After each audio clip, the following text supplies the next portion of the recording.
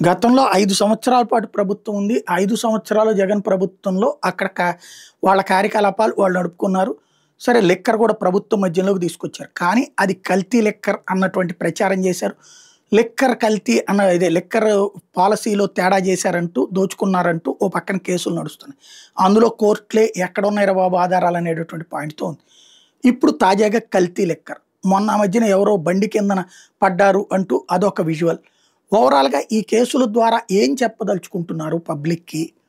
అంటే నిరంతరం మేము ఏ నిజాన్ని అబద్ధం అని చెప్పినా, అబద్ధాన్ని నిజమని చెప్పినా జనం నమ్ముతారనుకుంటున్నారా అంటే అవుననినే అనుకుంటున్నారు వాళ్ళు.